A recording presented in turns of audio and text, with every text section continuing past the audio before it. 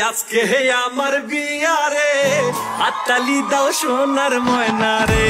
ছোট পর্দার অভিনেতা ও কণ্ঠশিল্পী তামিম মৃধা অভিনয় ও মিডিয়া ছেড়ে ইসলামের ছায়াতলে এসেছেন। সম্প্রতি এমন খবর ছড়িয়ে পড়ে বিভিন্ন গণমাধ্যমে। তবে এবার তামিম জানালেন বিষয়টি পুরোপুরি এমন নয়।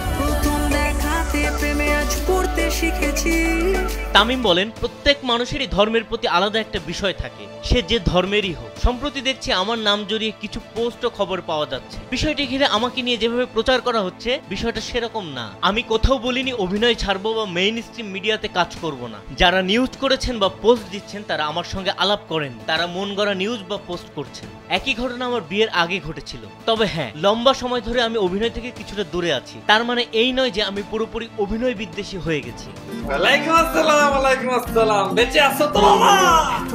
এদিকে বৃহস্পতিবার তামিমের বড় ভাই সাকিব এম তালহা তার ফেসবুকে একটি পোস্টে লেখেন, আমার ভাই তামিম মৃধা মূলধারার মিডিয়াতে কাজ করা ছেড়ে দিয়েছেন। আশা করি আপনারা তাকে সমর্থন করবেন। আল্লাহ আমাদের সবাইকে হেদায়েত দান করুন। এ প্রসঙ্গে তামিম বলেন, আমার ভাই ইমোশনাল হয়ে পোস্ট দিয়েছেন, মানুষ সেটা প্রচার করছে।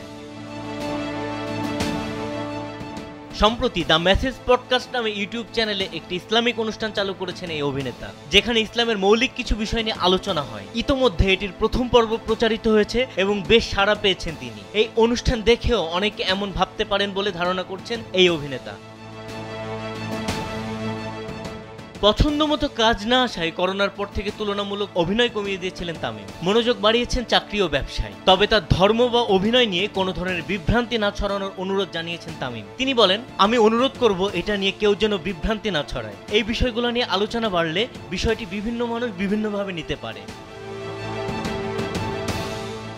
বিনোদন ডেস্ক, কালবেলা।